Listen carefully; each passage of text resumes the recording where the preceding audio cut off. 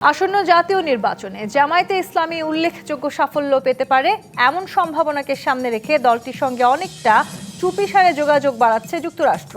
ঢাকার ওপর প্রভাব বিস্তারের কৌশল হিসেবে ওয়াশিংটন এই পথ বেছে নিয়েছে বলে দাবি করছে মার্কিন সংবাদ মাধ্যম দ্য ওয়াশিংটন পোস্ট। ওয়াশিংটন পোস্টের হাতে আসা একটি অডিও রেকর্ডিং থেকে উঠে এসেছে এমন তথ্য, যেখানে গত 1 ডিসেম্বর ঢাকার এক নারী সাংবাদিকের সঙ্গে অফ দ্য রেকর্ড বৈঠকে এক মার্কিন কূটনীতিক বাংলাদেশের রাজনীতিতে ইসলামী ধারার উত্থানের কথা উল্লেখ করেন। অডিও রেকর্ডিং অনুযায়ী ওই কূটনীতিক উপস্থিত সাংবাদিকদের উদ্দেশ্যে বলেন, যুক্তরাষ্ট্র চায় জামায়াত তাদের বন্ধু হোক। যুক্তরাষ্ট্রের এমন অবস্থান নিয়ে উদ্বিগ্ন দেশের বৃহত্তম রাজনৈতিক দল বিএনপি। দলটির মহাসচিব মির্জা ফখরুল ইসলাম আলমগীর বলেছেন, আমেরিকার সঙ্গে জামায়াতের এই গোপন আতাত বাংলাদেশের জন্য মোটেও ভালো নয়, বরং সার্বভৌমত্বের জন্য ক্ষতিকর। এদিকে যুক্তরাষ্ট্র ও জামায়াতের সম্পর্কের গুঞ্জনে উদ্বিগ্ন হয়ে পড়েছে ভারতও। কারণ দিল্লি দীর্ঘদিন ধরেই জামায়াতকে নিরাপত্তা ঝুঁকি ও অস্থিতিশীলতার উৎস হিসেবে দেখে আসছে। এমন প্রেক্ষাপটে জামায়াতের সঙ্গে যুক্তরাষ্ট্রের সম্পৃক্ততা নতুন করে সামনে আসায় বাংলাদেশ ভারত সম্পর্ক যতটুকু বজায় আছে তা আরও তলানিতে গিয়ে ঠেকবে বলে মনে করছেন বিশ্লেষকরা।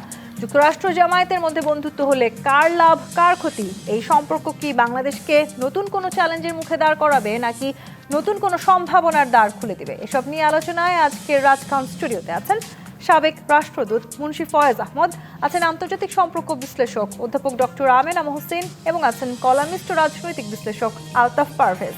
স্বাগত জানাচ্ছি আজকের রাজকাহানে। আলতাফ পারভেজ, আপনাকে দিয়ে শুরু করতে চাই। ভারতের সাথে বাংলাদেশের সম্পর্ক এবং যুক্তরাষ্ট্রের সাথে বাংলাদেশের সম্পর্ক, এটি নিয়ে বিস্তর আলোচনা চলছে। যদিও ভারত বাংলাদেশ বা যুক্তরাষ্ট্র বাংলাদেশ এবং বিশেষ করে বাংলাদেশের নির্বাচনের আগে এই দুটো দেশের বাংলাদেশকে নিয়ে, বাংলাদেশের নির্বাচনকে নিয়ে যে প্রভাব, সেটি সব সময় আসলে আলোচিত হয়।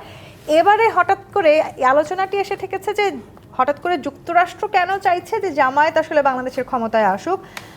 কি মনে করছেন, বাংলাদেশের ক্ষমতায় জামায়াতের মতন একটি রাজনৈতিক দল আসুক, সেই চাওয়াটা যুক্তরাষ্ট্রের কেন হঠাৎ করে মনে হলো? আসলে যুক্তরাষ্ট্র এরকম চেয়েছে কিনা আমার জানা নেই যে জামাত ইসলাম বাংলাদেশের ক্ষমতায় আসুক।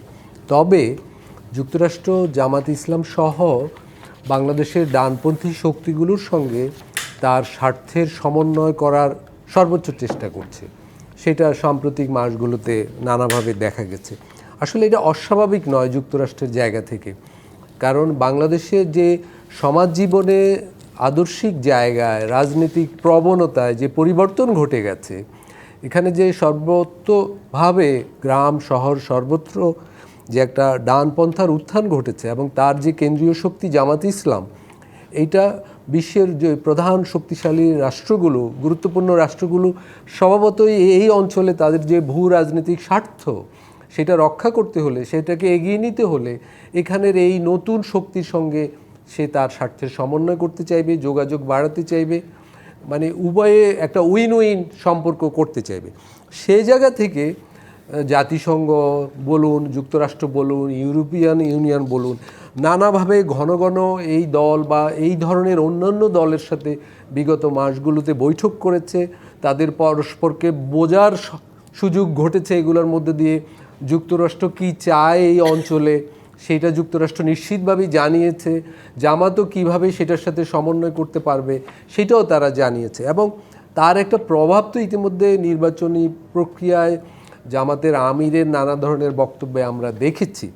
আবার শুধু যুক্তরাষ্ট্র নয়, আমার মনে হয় চীন, ভারত, এরাও বাংলাদেশের এই বাস্তবতা, নতুন বাস্তবতা সামাজিক এবং রাজনৈতিক, এখানের নতুন যে শক্তিগুলোর উত্থান ঘটছে তার সাথে সম্পর্কিত হতে চাইবে। কারণ তাদেরও তো এখানে অনেকগুলো বাস্তব স্বার্থ আছে, বিনিয়োগ আছে, অর্থনৈতিক, রাজনৈতিক, সামাজিক, ফলে এগুলো তারা রক্ষা করতে চাইবে। ফলে জামাত ইসলাম এবং অন্যান্য ডানপন্থী শক্তিগুলোকে তাদের দরকার। আরেকটা ব্যাপার, বৈশ্বিকভাবে পৃথিবীর বিভিন্ন অঞ্চলে আসলে যে ডানপন্থার উত্থান ঘটছে তাতে যুক্তরাষ্ট্রের কিন্তু সহায়ক ভূমিকা আমরা দেখেছি।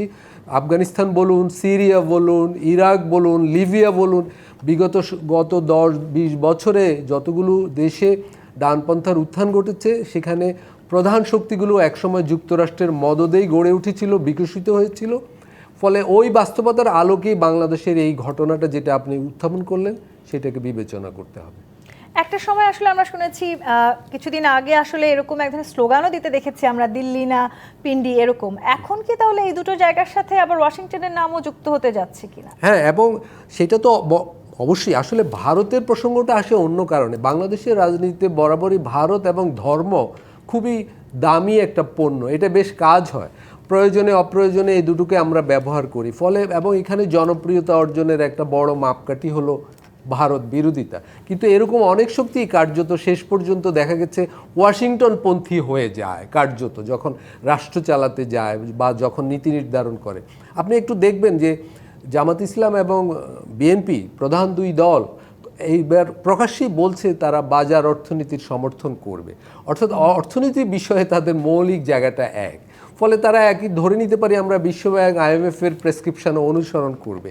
এরকমভাবেই তারা যুক্তরাষ্ট্রের নানা নির্দেশের বিরুদ্ধে বা অনৈতিক কোনো চাপের বিরুদ্ধে কোনো অবস্থান নিবে এরকম মনে হয় না। আমি অন্তত একটা উদাহরণ দিতে পারি, শুল্কের আলোচনায় কিছুদিন আগে যখন তথ্য গোপন রেখেই সরকার, অন্তর্বর্তীকালীন সরকার শুল্কের আলোচনায় এগিয়ে নিয়েছে এবং একটা চুক্তি করেছে, বিএনপি এবং জামাত ইসলাম কেউ কিন্তু এগুলোর কোনো বড় ধরনের বিরোধিতা করেনি।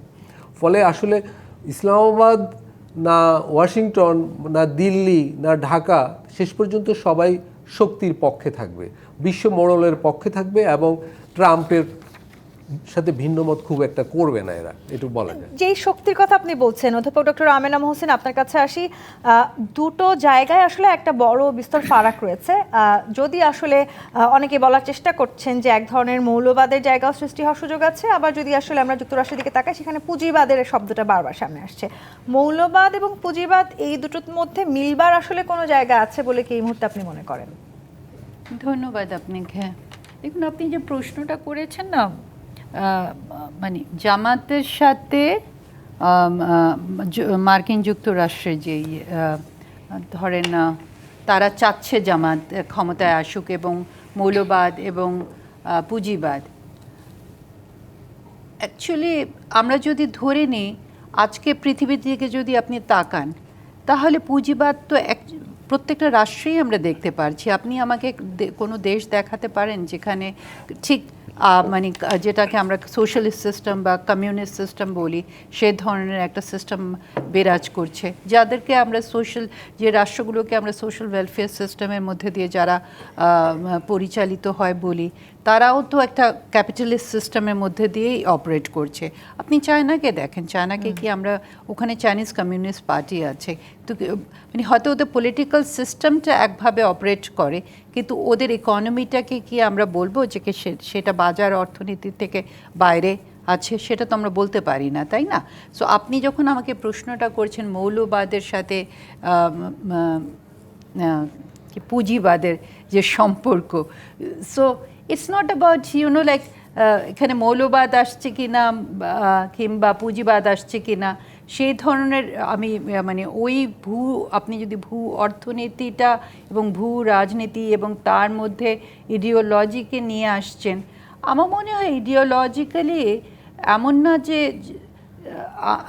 আপনি যদি জামাতকে মৌলবাদী একটা মানে দল হিসাবেই আমি ধরে নিচ্ছি, আপনি আখ্যায়িত করছেন, কারণ আপনি বলছেন মৌলবাদের সাথে। আমি আখ্যায়িত করছি না, রাজনৈতিক বিশ্লেষকরা বলার চেষ্টা করছেন যদি আসলে যুক্তরাষ্ট্রের প্রভাবেই জামায়াতের সাথে হয়ে থাকে তাহলে আসলে এই দুটো যে আদর্শ, সেই দুটো আদর্শিক ঐক্যটা আসলে কোথায় হবে?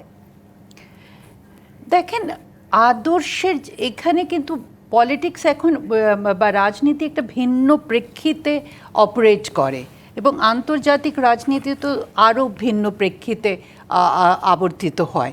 এখানে ইডিওলজির জায়গাটা আমি যদি ধরেও নিই, আমি যদি আমার পার্শ্ববর্তী দেশ ভারতকে নিই, হিন্দুত্ববাদ তাদের একটা মানে সেটা তো একটা ফান্ডামেন্টালিস্ট ইডিওলজি নিয়ে তারা এগোচ্ছে, তাই না?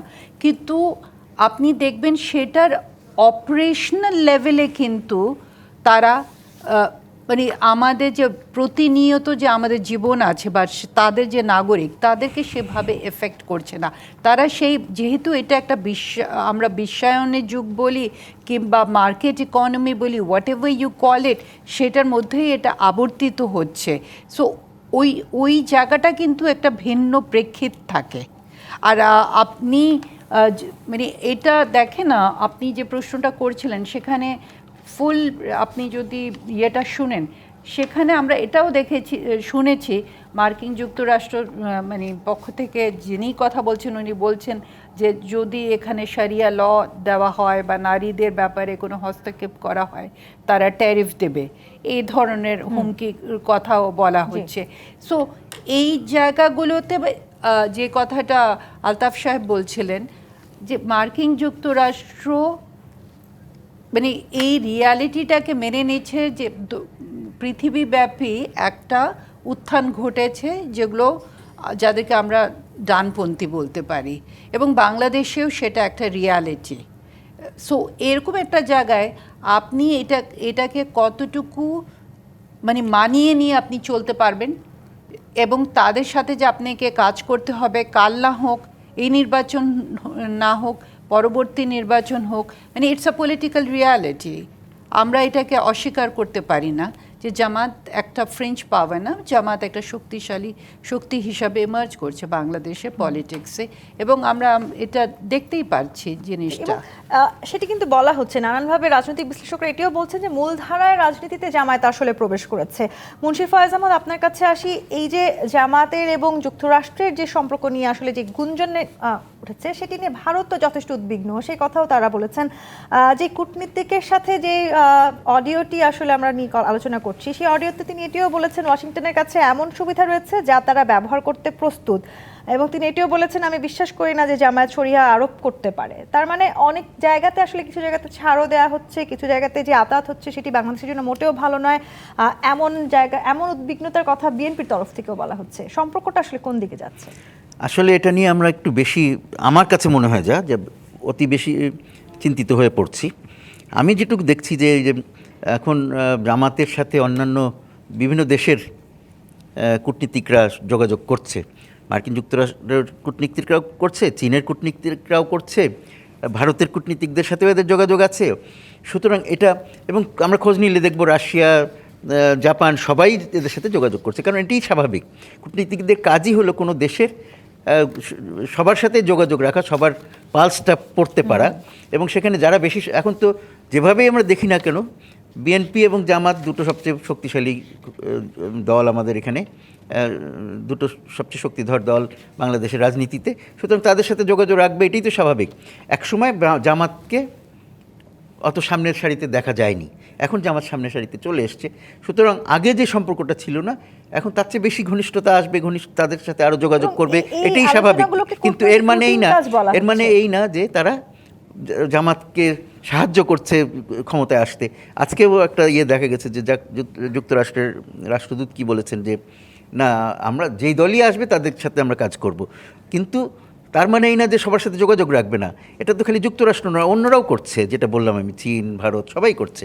তো সুতরাং ওইভাবে চিন্তা করার সুযোগ নাই, কিন্তু এটা নিশ্চয়ই আমাদের ইয়েতে একটা নতুন আঙ্গিক যুক্ত হচ্ছে যে জামাত আরও বেশি অ্যাটেনশন পাচ্ছে, এবং সেটাই স্বাভাবিক। তাদের এখন রাজনৈতিক শক্তি অনেক বেশি, নানান কারণে। সেই কারণগুলোর মধ্যে আমরা এখন যাওয়ার হয়তো সময় নাই, সুযোগ নাই, কিন্তু তারা যে একটা বড় রাজনৈতিক শক্তি হিসেবে সামনে এসে গেছে। আমরা যদি দুটো শক্তি ধরি বাংলাদেশে এখন রাজনৈতিক ইয়েতে, তাহলে তারা এই দুটোর একটি শক্তি, সুতরাং তাদের প্রতি বিশেষ সবারই নজর পড়বে, এটাই স্বাভাবিক, এবং সেটাই ঘটছে। এতে ওইভাবে চিন্তা করার নাই যে তারা ওদেরকে এগিয়ে দিচ্ছে বা তাদের কোনো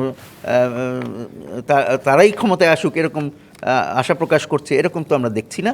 এবং এই সম্পর্কের প্রভাবে উদ্বিগ্ন ভারত, তারা বলছে যে যুক্তরাষ্ট্র জামায়াতের এই সম্পর্কের যে গুঞ্জন, সেটি দীর্ঘদিন ধরে জামায়াতকে তারা নিরাপত্তা ঝুঁকি অস্থিতিশীলতা। এখন একটা জিনিস অন্যভাবে দেখি আমরা, এখানে একটু অন্য জিনিস আসি। মার্কিন যুক্তরাষ্ট্রের কূটনীতি বা তাদের নীতি ইত্যাদি এই মুহূর্তে কিন্তু খুব স্থিতিশীল নয়, এবং খুব পরিষ্কার করে বোঝাও যাচ্ছে না, কারণ মার্কিন যুক্তরাষ্ট্রের রাষ্ট্রপতি প্রেসিডেন্ট ডোনাল্ড ট্রাম্প, তার সম্বন্ধে কেউ নিশ্চিত করে বলতে পারে না উনি কী চান।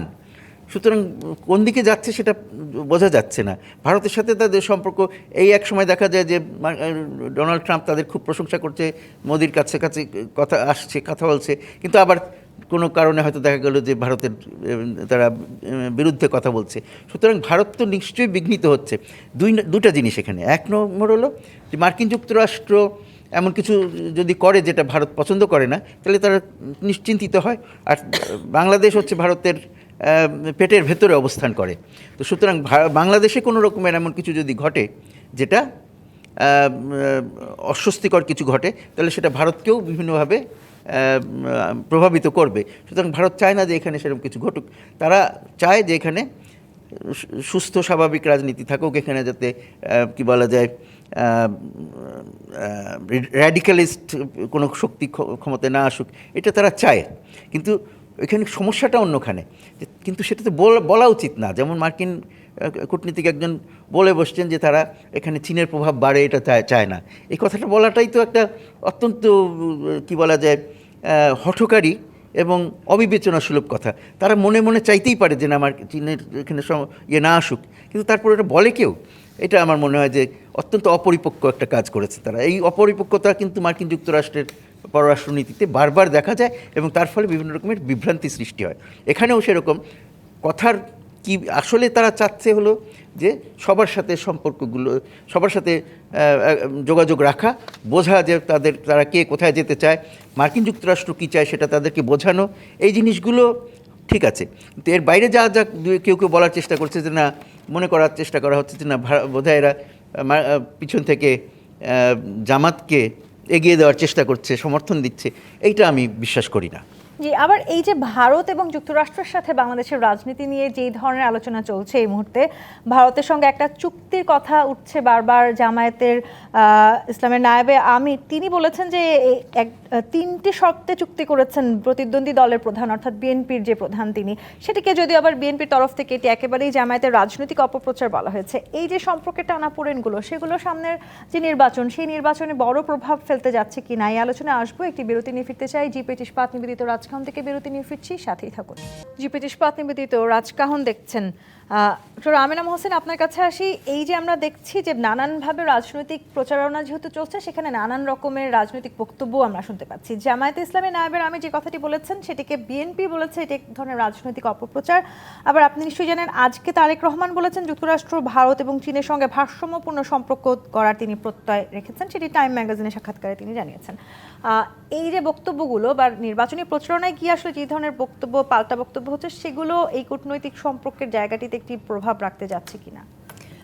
দেখুন, আপনাকে এই কথাটা না, মানে আমাদের যে বক্তব্য, পাল্টা বক্তব্য, এগুলো মানে যারা এক্সটার্নাল প্লেয়ার্স আছে, আমি যদি এখানে এক্সটার্নাল প্লেয়ার্সদেরকে ধরে নিই, এখানে আপনি মানে মার্কিন যুক্তরাষ্ট্র, ভারত, চায়না, তারাও কিন্তু এই জিনিসটা বুঝে যে আমাদের দক্ষিণ এশিয়ার রাজনীতিতে আমরা নির্বাচনের সময় অনেক রেটরিক্স ইউজ করে থাকি এবং এলিগেশনস আনি, পাল্টা এলিগেশনস আসে। এটা কিন্তু আমাদের দক্ষিণ এশিয়ার রাজনীতির একটা রাজনৈতিক কালচারেরই পার্ট। আমি শুধু দক্ষিণ এশিয়ার মধ্যে এটা সীমিত করব না, এখন আমরা এটা মার্কিন যুক্তরাষ্ট্রেও দেখতে পাচ্ছি যে এই ধরনেরই পাল্টাপাল্টি এলিগেশনস আসে। এখন ঠিক এটার যে প্রভাবটা, আপনি যে প্রশ্নটা করলেন যে কিন্তু যখন একটা পার্টি ক্ষমতা যায়, তার উপরে যখন একটা দায়িত্ব আসে, তখন কিন্তু রুলস অফ গেম ভিন্ন হয়ে যায়। তখন আপনি রাজনৈতিকভাবে কি বলেছেন না বলেছেন, তখন আপনাকে একটা সিস্টেমের মধ্যে অপারেট করতে হয়। সো কিছুটা হয়তো প্রভাব ফেলতে পারে, মানে যেটা এই ধরনের, আমি যে কথাটা বলার চেষ্টা করছি, দ্যাট এই ধরনের যেগুলো কোনো ভিত্তি নেই, বা আমি ভিত্তি নেই বলছি এই কারণে যে এখন পর্যন্ত আমরা জানি না যে কোনটা ভিত্তি আছে কোনটা ভিত্তিহীন। কারণ সোশ্যাল মিডিয়াও একটা বড় রোল প্লে করছে, এটাও আমাদেরকে মাথায় রাখতে হবে যে এখানে শুধু আমাদের বাংলাদেশের সোশ্যাল মিডিয়া যে অ্যাক্টিভ তা না, ভারতীয় সোশ্যাল মিডিয়াও একটা বড় রোল প্লে করছে। এটা কিন্তু এক ধরনের একটা যেটা হয় না কগনিটিভ লেভেল বা আপনার মেন্টাল ল্যান্ডস্কেপে একটা চিত্র তৈরি করে দেয় এবং এই পারসেপশনসগুলো ভবিষ্যতের জন্য কিন্তু ভালো হয় না। কারণ আমাদের তরুণ যে মানে এই যে জেনারেশনটা, তাদেরও এক ধরনের একটা পারসেপশনগুলো তৈরি হতে থাকে এবং perceptions are very important in foreign policy. আমাদের কাছে সাবস্টেন্সিয়াল ইস্যুসগুলো যেরকম ইম্পর্টেন্ট থাকে, যারা মানে পলিসি উনি আমার থেকে ভালো বলতে পারবেন, যখন পলিসি মেকিংয়ে থাকেন তখন কিন্তু আমরা বলেই থাকি যে that foreign policy is an extension of domestic policies আর ডোমেস্টিক পলিটিক্স, এবং সেখানে পারসেপশন কিন্তু একটা ইম্পর্টেন্ট রোল প্লে করে। সেজন্য আমার মনে হয় যে যারা রাজনৈতিক দল, এবং এটা আমার মনে হওয়ার কথা না, আমি এটা বিশ্বাসই করি যে তাদের একটা দায়িত্বশীল আচরণ থাকা উচিত, এবং তাদের বক্তব্যগুলো তারা যে ধরেন অন্যান্য অ্যাক্টার্স সম্পর্কে যে বক্তব্যগুলো দিচ্ছেন সেগুলো যেন দায়িত্বশীলভাবে উচ্চারণ করেন, কারণ এটার একটা প্রভাব পড়ে, একটা র্যামিফিকেশন থাকে। ইটস নট যে আমি একটা সোশ্যাল মিডিয়াতে পোস্ট দিয়ে দিচ্ছি সেটা কোনো র্যামিফিকেশন হবে না, it is quickly picked up by the others. এবং আমরা দেখছি সোশ্যাল মিডিয়া কী হ্যাভক ক্রিয়েট করতে পারে। টেকনোলজির মাধ্যমে তো আমাদের এখন আর কোনো ওই যে মানে একসময় আমরা একটা ছবি দেখেছিলাম সীমানা পেরিয়ে, মানে এখন তো সীমানা এমনি আমরা পেরিয়ে যাচ্ছি বিকজ অফ সাইবার ওয়ারফেয়ার। এই যে সাইবার ইন্ট্রুশন যেটা হয়েছে, এটা নিয়ে আমাদের সবাইকে একটু সচেতন থাকা উচিত। সেটা একটা লেভেল, কিন্তু অ্যাট অ্যানাদার লেভেল আমি এটা মনে করি, আপনি যেটা তারেক রহমানের বললেন যে উনি ইন্টারভিউতে টাইমসে পত্রিকা দিয়েছে, I think that's a very balance statement সেই জায়গাটায়। কারণ বাংলাদেশের যে ফরেন পলিসি সেখানে এটাকে আমরা ব্যালেন্সিং বলি, স্ট্র্যাটেজিক অটোনমি বলি, হেজিং বলি, যাই বলি না কেন, আমরা অবশ্যই সবার সাথে ভালো সম্পর্ক বজায় রেখে এবং আপনি যেটি বলছিলেন যে রাজনৈতিক যে বাক্য বিনিময় চলছে সেই জায়গাটিতে আন্তর্জাতিক ভাবমূর্তি নিয়েও এক ধরনের সংকট হয়তো তৈরি হওয়ার সুযোগ বা জায়গা তৈরি হচ্ছে কিনা। মুন্সি ফয়েজ আহমেদ, আপনি দীর্ঘদিন কূটনৈতিক জায়গাটিতে তো কাজ করেছেন, একটু আপনার কাছে আমি এটা জানতে চাই, এইভাবে যদি আসলে আমরা আন্তর্জাতিক ভাবমূর্তিতে একটা সংকট তৈরি করার ক্ষেত্র তৈরি করতে থাকেন রাজনৈতিক নেতাকর্মীরা বা যারা রাজনীতি করছেন রাজনৈতিক দলগুলো, সেক্ষেত্রে আসলে নির্বাচনে যে প্রভাবের কথা বলেছেন অধ্যাপক ডক্টর আমেনা মহসিন, সেই প্রভাবটা আরও বিস্তর হতে যাচ্ছে কিনা। এবং আপনি নিশ্চয়ই জানেন যে গতকালকে বিএনপির একজন নেতা বলছিলেন যে এখন অন্তর্বর্তীকালীন সরকারে যারা আছেন তারা অনেকটা পায়ে পাড়া দিয়ে ভারতের সাথে এই দূরত্বটা তৈরি করার চেষ্টা করছেন। সেটি কি আপনিও মনে করেন? এটা ঠিক ওই কথা আমি হয়তো না বলতে পারি, কিন্তু আমরা তো দেখছি যে যেভাবেই হোক ভারতের সাথে সম্পর্ক উন্নয়নের চেষ্টা এই সরকারের দিক থেকে করা হচ্ছে না। এটা একেবারে নির্ঘাত বলে দেয়, ভারতের পক্ষ থেকেও করা হচ্ছে না। এখানে তো বিবেচ্যটা কী? আমার স্বার্থ, আমার জনগণের স্বার্থ, যে আমাদের সাথে ভারতের সাথে কী ধরনের সম্পর্ক আমাদের প্রয়োজন, সেইটা নিয়েও অন্তত ঠিক আছে। আগের সরকারকে আমরা বলছি তারা নতজানু পররাষ্ট্রনীতি অনুসরণ করছে, আমাদের তো নতজানু পররাষ্ট্রনীতি অনুসরণ করার দরকার নেই। একটি ভারতের সাথে একটা সুস্থ সম্পর্ক গড়ে তোলবার চেষ্টা কি আমরা করছি? আমি মনে করি যে না, আমরা করছি না। আর এখন কথা হলো যে অনেক দিন হয়ে গেছে, এই অন্তর্বর্তী সরকারের আর তেমন সময়ও নাই, সুতরাং তার কাছ থেকে কিছু আশা করারও নাই, এবং এটা নিয়ে আর দোষারোপ করেই বা কী হবে। আমাদের তাকিয়ে থাকতে হবে যে আগামী নির্বাচনের পর যদি নির্বাচন ঠিক মতন হয়, আশা করি নির্বাচন ঠিক মতন হবে, যদি তা হয় তখন নতুন যে সরকার আসবে তারা কি করে, এবং আমার ধারণা যে তারা দায়িত্বশীল একটা পররাষ্ট্রনীতির চেষ্টা করবে। এবং আমরা যেই ভাষাই ব্যবহার করি তারাও কিন্তু ওই যে সবার সাথে বন্ধুত্ব, কারোর সাথে বৈরিতা নয়, এই শব্দগুলো ব্যবহার না করতে পারেন, কিন্তু কাজটি ওইটি তাদেরকে করতে হবে, যে সবার সাথে বন্ধুত্ব কীভাবে করা যায়। ভারতের সাথেও বন্ধুত্ব করতে হবে, চীনের সাথেও বন্ধুত্ব করতে হবে, রাশিয়ার সাথে, মার্কিন যুক্তরাষ্ট্রের সাথে, জাপানের সাথে, সিঙ্গাপুরের সাথে, সবার সাথে বন্ধুত্ব করতে হবে, কারণ আমার সবার সাথে আমার স্বার্থ আছে, তাদেরও স্বার্থ আমার সাথে আছে। সুতরাং আমি যদি সঠিকভাবে কাজ করতে পারি, আমাদের নতুন সরকার যারা আসবে তারা যদি শুরুর থেকেই এই মেসেজটা দিতে পারে, এখনই দেওয়ার চেষ্টা করছেন, বোঝা গেল আপনি যে কথাটা বললেন যে জনাব তারেক রহমান কি বলেছেন, তো সেই চেষ্টাটা যদি তাদের থাকে তাহলে আমি মনে করি যে আমরা আবার এগিয়ে যাব। এখন যে আমরা পিছিয়ে গেছি সেটা সত্যি, নিশ্চয়ই কখনোই কূটনীতিতে বা পররাষ্ট্রনীতিতে শেষ কথা বলে কিছু নাই, যে আমরা পিছিয়ে গেছি বলে আর আগাতে পারবো না এমন মনে করার কোনো কারণ নাই। আমাদের নিজেদের কঠিন হবে কিনা এই সম্পর্কগুলো আবার নতুন সম্পর্ক করে তো গড়ে তোলা? বিশেষ করে ভারতের সাথে সম্পর্ক অনেক খারাপ অবস্থায় আছে, সেখান থেকে ভালো একটা পরিস্থিতি যেতে সময় লাগবে, কিন্তু সেটা শুরু করার তো কোনো কঠিন ব্যাপার বলে আমি মনে করি না। আমি মনে করি যে সেটার কিছু নিদর্শন আমরা দেখতে পেয়েছি, ইঙ্গিত কিছু আমরা দেখতে পেয়েছি যখন জয়শঙ্কর এসেছিলেন বাংলাদেশে, তার সাথে তিনি কার সাথে দেখা করেছেন? তিনি বেগম খালেদা জিয়ার মৃত্যুতে শোক জানাতে এসেছিলেন এবং তিনি তারেক রহমানের সাথে কথাবার্তা বলেছেন এবং কথাবার্তা বলার যে আগামীতে যে সরকার আসবে তার সাথে কাজ করতে তারা আগ্রহী এবং তাদের কথা থেকে মনে হয়েছে তারা ধরে নিচ্ছেন। এটার মানে না যে তারা ওদেরকে সফল, কিন্তু তারা ধরে নিচ্ছেন, বেশিরভাগ মানুষই ধরে নিচ্ছে যে হয়তো এই নির্বাচনে বিএনপি ক্ষমতায় আসবে। এইটা বেশিরভাগ লোক মনে করছে। তারা মনে করলেই যে সেটা হবে এটা নিশ্চিত করে বলা যায় না, কিন্তু সেই কারণে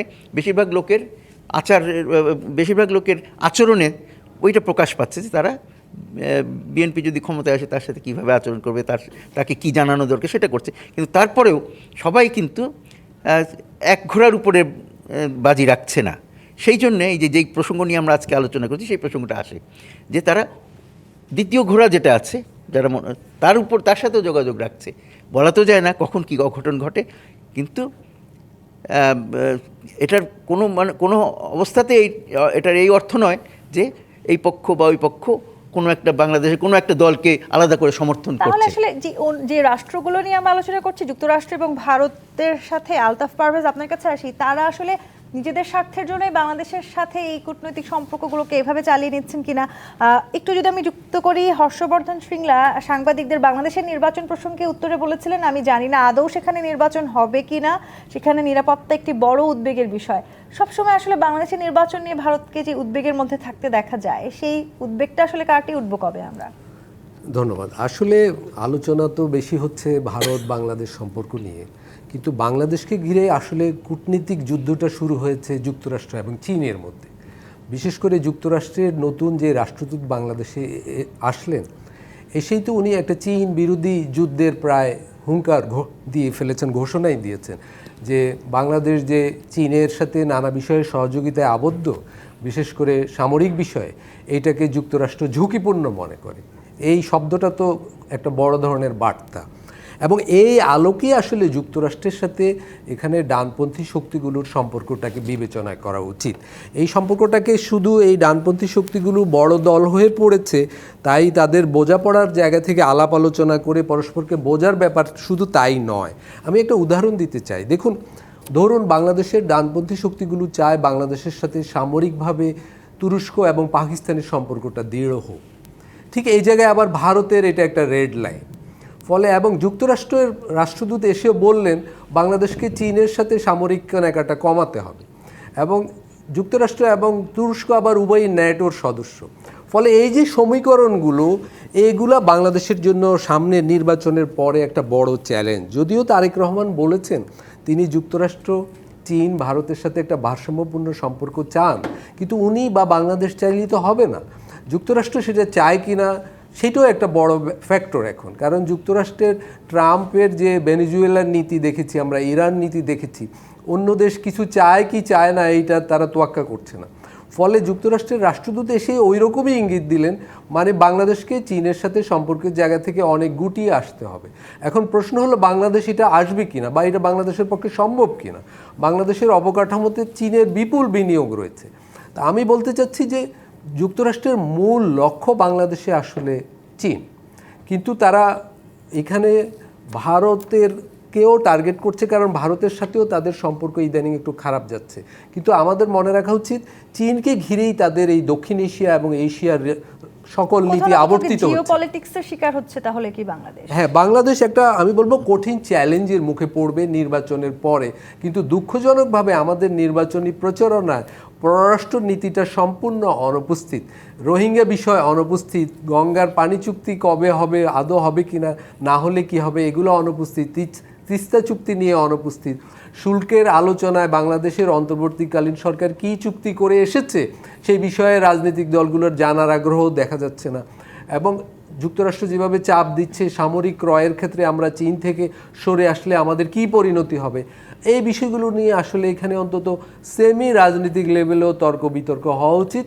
একটা দেশের স্বার্থমূলক অবস্থান তৈরি করা। কিন্তু এই যে আপনি চাপ দেওয়ার কথা বলছিলেন, বাংলাদেশ আসলে কবে এই বহির্বিশ্বের বা যারা আমাদের চাইতে আসলে অনেক দূর এগিয়ে আছেন উন্নত দেশগুলো, তাদের এই চাপ থেকে অন্তত নির্বাচনের জায়গাটি থেকে বেরিয়ে আসতে পারবে, সেটি তো একটি বড় প্রশ্ন। আবার ভারত নানানভাবে অনেক কিছু ইঙ্গিত দেওয়ার চেষ্টা করছে কিনা, যুক্তরাষ্ট্রের ইঙ্গিতের কথা তো আপনি বলেছেন, সেই জায়গাটিতে আমি আসবো। বাংলাদেশ থেকে কূটনীতিকদের পরিবারের সদস্যদেরকে ফিরিয়ে নিচ্ছে ভারত।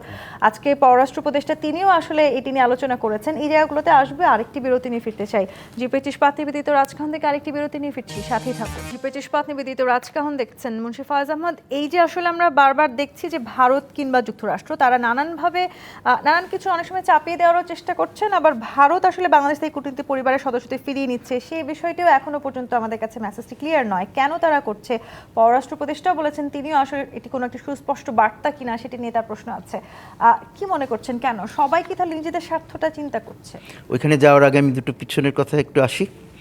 এক নম্বর হলো, শুরুতেই আপনি যেটা বলেছিলেন মৌলবাদ ও পুঁজিবাদের কীভাবে একসাথে, আসলে এই দুটোর মধ্যে কোনো রকমের নেই, কি বলে, কন্ট্রাডিকশন নেই, একসাথে চলতে পারে, কোনো সমস্যা না।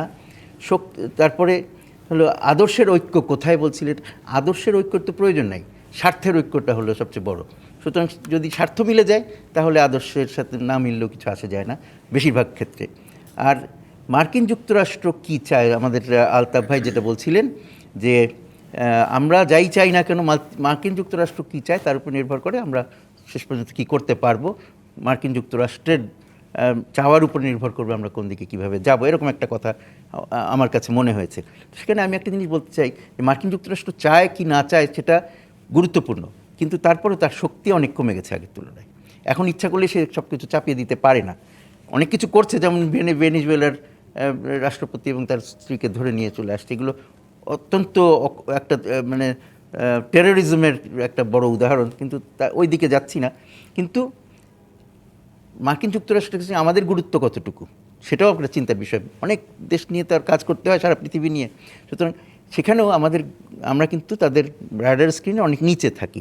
আরেকটা কি যে আমরা এই প্রশ্নটা করাই যায় মুন্সি ফয়েজ আহমদ, তাদের এই শক্তিশালী রাষ্ট্রগুলোর সাথে কি তাহলে আমরা পেরে উঠবো? না, সেখানে আমি যাচ্ছি, সেই দিকেই যাওয়ার চেষ্টা।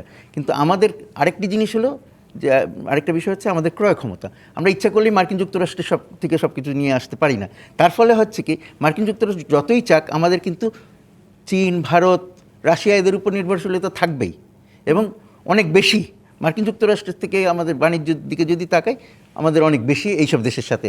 তার কারণ হচ্ছে যে আমরা এটা অ্যাফোর্ড করতে পারি। মার্কিন যুক্তরাষ্ট্রের জিনিস আমরা কিনে যতই ওরা চাপিয়ে দিতে চাক আমরা সেটা গ্রহণ করতে পারি না। না, সেটাই কিনে আসতেছি।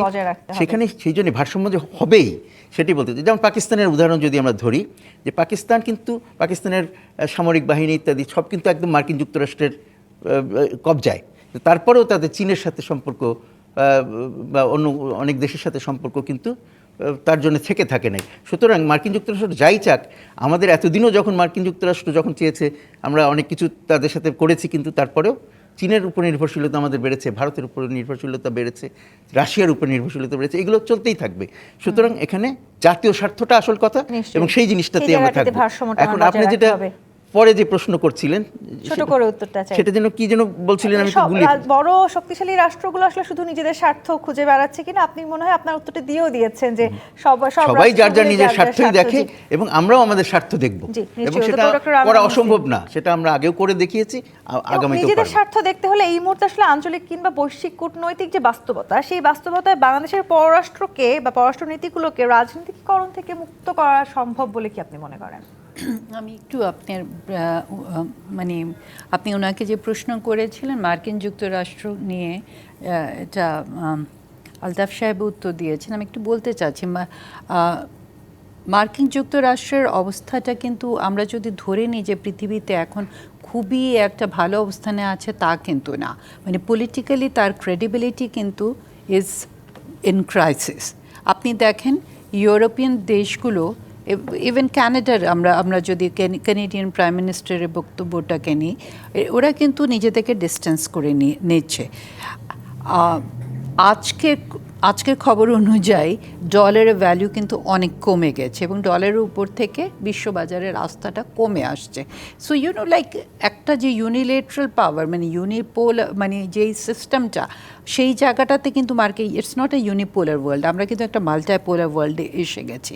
এখানে মিডল পাওয়ার্স যারা আছে তারাও কিন্তু গুরুত্বপূর্ণ একটা ভূমিকা পালন করছে, সেটাকে আমাদেরকে মাথায় রেখে চলতে হবে। হ্যাঁ, সো আপনি প্রশ্নটা একটু প্লিজ আবার একটু যদি এই repeat মুহূর্তে বাংলাদেশে যে আঞ্চলিক কিংবা বৈশ্বিক কূটনৈতিক চ্যালেঞ্জগুলো আছে সেগুলো মোকাবিলা করবার জন্য পররাষ্ট্রনীতি বা পররাষ্ট্র মন্ত্রণালয়কে আমরা রাজনীতিকীকরণ করা থেকে মুক্ত না, রাখতে পারবো কিনা? রাজনীতিকরণটা ঠিক আপনি কি বলছেন, আমি সেটা যদি একটু স্পষ্ট করতেন। আমি একটা হলো যে পররাষ্ট্রনীতির মধ্যে তো রাজনীতি থাকবে, রাজনীতি মানে কি রাষ্ট্রের রাজনীতি থাকবে, বা যদি আপনি বলেন দলীয় রাজনীতি থেকে মুক্ত করতে হবে কিনা, দলীয় রাজনীতি থেকে তো অবশ্যই আমাদেরকে এটাকে মুক্ত করতে হবে।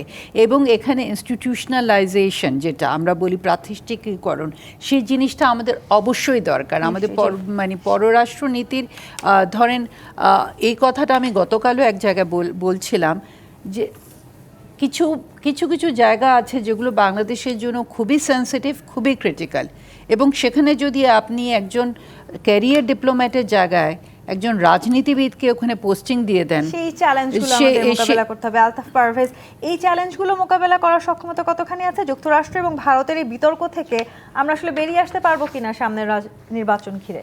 এইটা তো আসলে বেরিয়ে আসার জন্য যে প্রথম যে শর্ত সেটাই তো নেই। মানে বাংলাদেশে এবং ভারতেও উভয় দেশের কূটনীতিতে লোকরঞ্জনবাদ ভর করেছে, পপুলিজমের শিকার উভয় দেশের সিরিয়াস কূটনীতিও। দেখুন, এই যে আমাদের পররাষ্ট্র মন্ত্রণালয় থেকে আজকে বলা হলো যে ভারতের কূটনীতিবিদদের পরিবারগুলো কেন যাচ্ছে তারা বুঝতে পারছেন না। গত 17 মাসে এখানে কী ধরনের নিরাপত্তাহীনতা হয়েছে, বিভিন্ন মেডিকেল কলেজে ভারতীয় স্টুডেন্টদের কী ধরনের নিরাপত্তাহীনতা হয়েছে, এগুলোয় তো বাংলাদেশ সরকার তাদের রক্ষা করার ক্ষেত্রে, তাদের নিরাপত্তা দেওয়ার ক্ষেত্রে আসলে প্রত্যাশিত ভূমিকা রাখেনি। এবং ভারতের পরিবারগুলো যাওয়ার কারণে এই প্রতিক্রিয়া দেওয়া হয়েছে। আজকে যদি যুক্তরাষ্ট্রের কূটনীতিবিদদের পরিবারগুলো এভাবে যেত, এই ধরনের মানে প্রতিক্রিয়া কিন্তু আমরা পেতাম না। মানে আমি যেটা বলতে চাই যে ভারত বিরোধিতা একটা বড় ধরনের রাজনৈতিক পণ্য, পপুলার হওয়ার একটা উপায়, এবং এই উপায়টা এখন কূটনীতিক অঙ্গনেও ছড়িয়ে পড়েছে, এই সংক্রামক ব্যাধিটা। এই যে ক্রিকেট নিয়ে যেটা হলো, বাংলাদেশের একজন খেলোয়াড়কে অন্যায়ভাবে ভারতে খেলতে দেওয়া হয়নি, এটার প্রতিবাদের কোনো কূটনীতিক উপায়গুলো আমরা ব্যবহার না করে আমরা নিজেরা বিশ্বকাপ থেকে প্রায় সরেই আসলাম। তো এতে তো একটা আত্মঘাতী অবস্থা তৈরি হলো, মানে আমরা ক্ষতিগ্রস্ত হলাম, আমাদের ক্রিকেটাররাও ক্ষতিগ্রস্ত হলো। এখন এরকম অন্য ক্ষেত্রেও যদি আমরা ভারত বিরোধিতাকে ব্যবহার করে জনপ্রিয় হতে চাই তাহলে মুশকিল আছে। কিন্তু সেটা না করে আমরা যদি উইন উইন, যে তুমিও জিতবে আমিও জিতবো, চলো বসে একটা কূটনীতিক সমাধানে আসি প্রত্যেকটা বিষয়ে, সেইটা করি, তাহলেই কেবল সমঝোতার মধ্যে দিয়ে একটা উইন উইন সিচুয়েশনে আমাদেরকে আসতে হবে। এটা ছাড়া বাংলাদেশের জন্য বা ভারতের জন্য কোনো পথ নেই। ধন্যবাদ আলতাফ পারভেজ, অধ্যাপক ডক্টর আমিনা মোহসিন এবং মুন্সি ফওয়াজ আহমদ আজকে আমাদেরকে সময় দেওয়ার জন্য। দর্শক, আজকের মতো বিদায় নিচ্ছি। জিপি চিস্পা নিবেদিত রাজকাহন থেকে ফিরবো আগামীকাল রাত 10টায় নতুন রাজকাহন নিয়ে। ডিবিসির সঙ্গেই থাকুন।